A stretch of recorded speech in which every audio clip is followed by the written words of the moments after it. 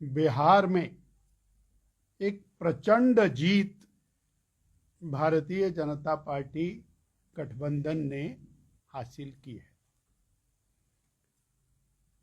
और हमारा परम सौभाग्य है कि राष्ट्रीय अध्यक्ष भारतीय जनता पार्टी के नाते श्री जगत प्रकाश नड्डा जी की अध्यक्षता में और हमारे होम मिनिस्टर साहब अमित भाई शाह जी की कूटनीति में ये प्रचंड जीत दर्ज हुई है। इस जीत के कुछ संदेश हैं। पहला और सबसे बड़ा संदेश यह है कि कांग्रेस पार्टी जो भारत की सबसे बड़ी राजनीतिक पार्टी थी, जिसका देश में एक छत्र राज्य था, उस पार्टी का पतन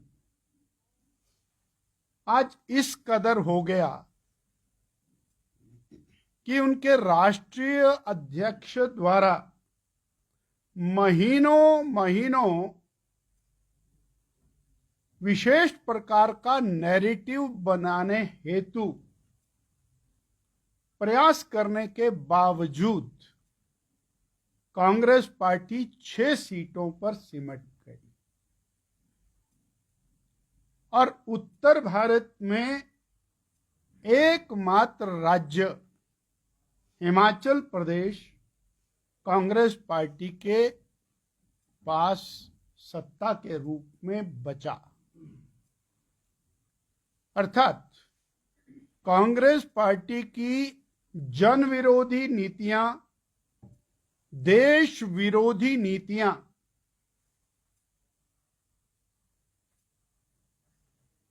उनके ऊपर ये जनादेश है। बिहार की जनता ने कांग्रेस पार्टी की गलत नीतियों के खिलाफ, गलत कृत्यों के खिलाफ और हिमाचल प्रदेश के कांग्रेस के नेता जिन्होंने बिहार में जाकर झूठी गारंटियों का ढोल पीटा, उनकी झूठ के खिलाफ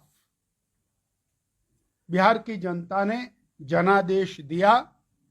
मैं इस जीत के लिए एनडीए को, बिहार की जनता को, श्रद्धेय नरेंद्र भाई मोदी जी को, आदरणीय जगत प्रकाश नड्डा जी को और देशवासियों को बहुत बहुत बधाई देता।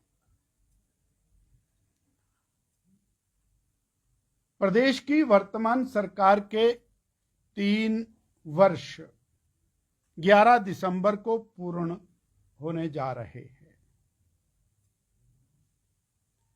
और प्रदेश की बदहाली के ये 3 वर्ष, व्यवस्था पतन के ये 3 वर्ष इकोनॉमिक क्राइसिस के ये 3 वर्ष और झूठ की और झूठ के माया जाल के ये 3 वर्ष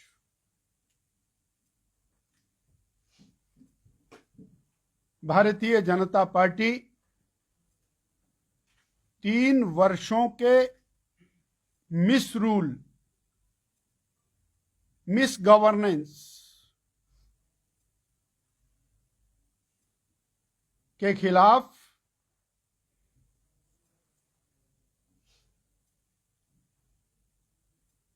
जन प्रदर्शन करने जा रही है।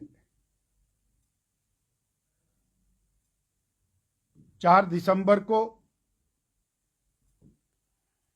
कांगड़ा की इस पवित्र धरा पर, वीर भूमि पर हिमाचल प्रदेश का जनमानस वो इस जन विरोधी सरकार को, विकास विरोधी सरकार को, भ्रष्ट और निकम्मी सरकार को उखाड़ फेंकने का आह्वान करेगी।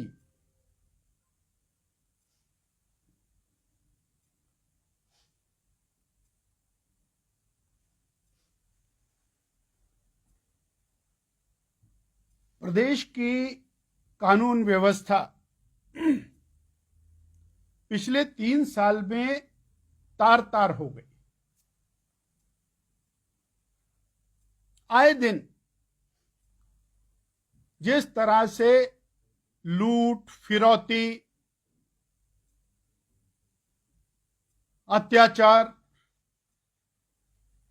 माफिया राज वो निरंतर दंदना रहा है, उससे हिमाचल प्रदेश का जनमानस वो त्रस्त है। ऊना की घटना ने पिछले 3 साल की सारी घटनाओं को याद करा दिया। वो चाहे ऊना में हुई गोलाबारी की बात हो, चाहे हरोली में हुई गोलाबारी की बात हो, बद्दी बरोटीवाला के अंदर कबाड़ माफिया के बीच में हुई गोलाबारी की बात हो, या फिर सोलन में यूनिवर्सिटी में चलने वाली गोलियों की बात हो, और जिस तरह से माफिया राज आज काम कर रहा है वो हिमाचल प्रदेश की संस्कृति से पूरी तरह से भिन्न है।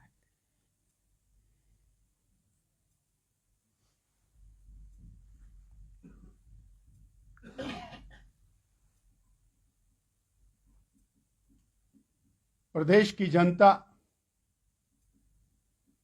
इंतजार कर रही थी, बेरोजगार युवा इंतजार कर रहा था कि बहुत बड़ी गारंटी मिली है। पहली कैबिनेट में 1 लाख सरकारी नौकरी मिलेगी,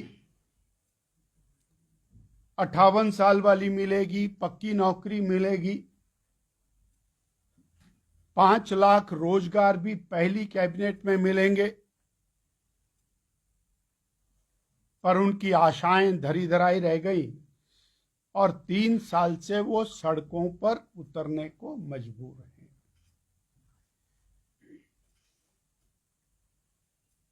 ये व्यवस्था पतन का अलग और झूठ की पराकाष्ठा। 28 लाख बहनों को ये उम्मीद थी कि पहली कैबिनेट से 1500 रुपया महीना मिलेगा, और आज 36 महीने हो गए, 54,000 रुपया एक एक बहन का कर्ज कांग्रेस सरकार पर चढ़ गया।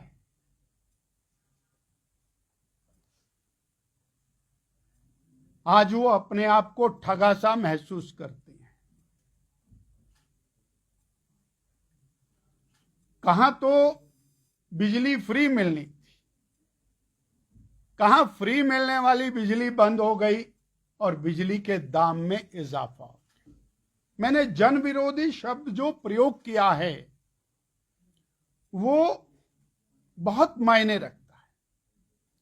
आपने 3 साल के अंदर बिजली के दाम बढ़ाए, पानी के दाम बढ़ाए, स्टाम्प ड्यूटी बढ़ाई, रजिस्ट्री फीस बढ़ाई, डीजल पेट्रोल के ऊपर आपने और टैक्स लगाया 7 रुपए लीटर का, आपने सेस लगाए तरह तरह के,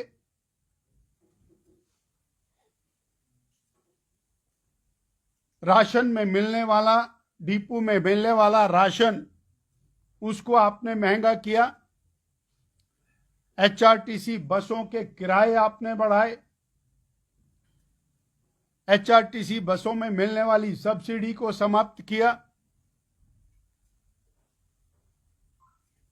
और संस्थानों को बंद किया। स्कूल, कॉलेज, पटवार सर्कल, तहसीलें, offices, veterinary, primary health centres और 1.5 लाख पद जो सृजित थे सरकारी क्षेत्र में, उन पदों को एबॉलिश किया, उनको समाप्त किया। यानी 1.5 लाख पदों को समाप्त करना,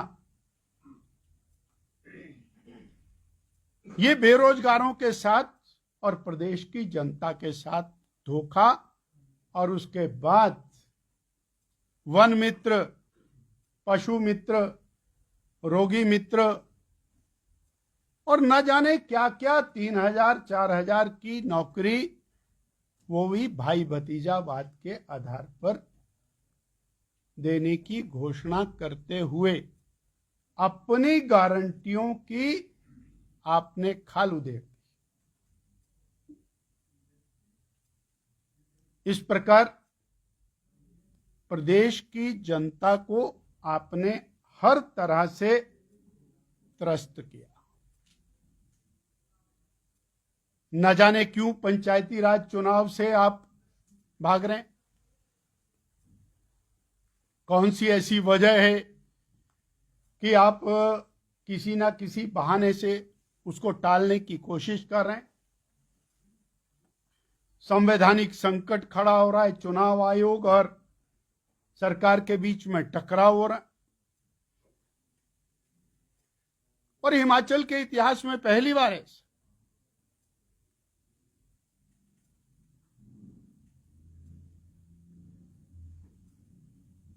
इतना ही नहीं, केंद्रीय विश्वविद्यालय का धर्मशाला में बनने वाला सेंटर, जिसके बारे में हर चीज डिसाइड हो चुकी थी,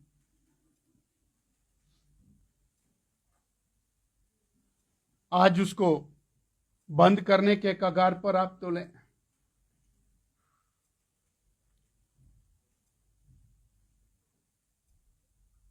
कृषि विश्वविद्यालय, उसको बढ़ाना चाहिए, उसमें विस्तार होना चाहिए, और विस्तार करने की बजाय आप उसके हजारों और बीघा भूमि उसको निजी क्षेत्र में देने की तैयारी कर। यानी विकास की बजाय हम पतन के रास्ते पर चले हैं। इन सभी विषयों को लेकर हिमाचल की जनता उद्वेलित है, कुंठित है, और ऐसे में सरकार के द्वारा 3 साल का जश्न मनाना, वो जनता के जख्मों के ऊपर नमक छिड़कने के बराबर है।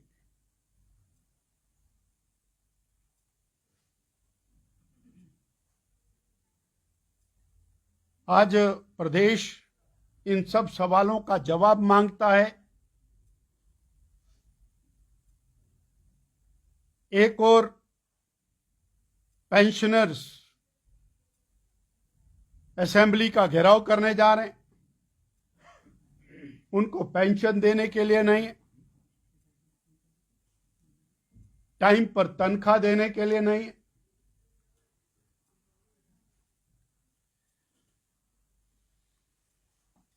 सड़कों पर पैच वर्क लगाने के लिए नहीं, दूसरी ओर हम जश्न मना करके क्या दिखाना चाहते हैं। तो 4 तारीख को एक विशाल प्रदर्शन हिमाचल का जनमानस वो कांगड़ा में करेगा भारतीय जनता पार्टी के नेतृत्व में। मुझे इतनी बात आपसे साझा करनी थी। आपका बहुत बहुत धन्यवाद।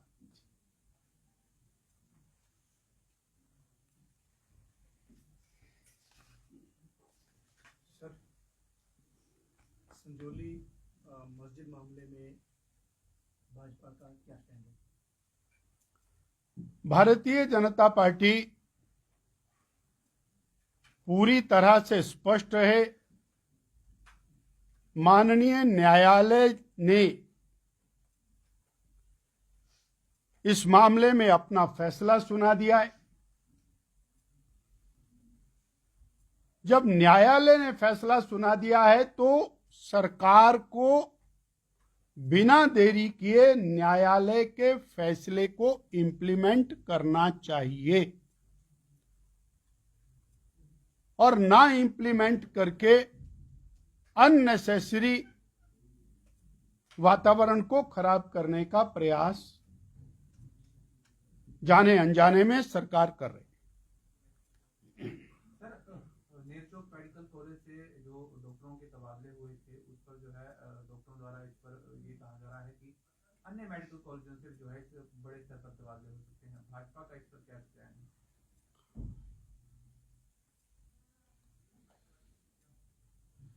वर्तमान सरकार जनता का ध्यान भटकाने के लिए, अटकाने के लिए निरंतर कुछ ना कुछ ऐसा कर रही। किसी मेडिकल कॉलेज को एक जगह से उठाकर दूसरी जगह रखने की घोषणा करना, किसी ब्लॉक को उठाकर दूसरी जगह रखने की घोषणा करना और एक मुश्त 40-50 डॉक्टरों को ट्रांसफर कर देना।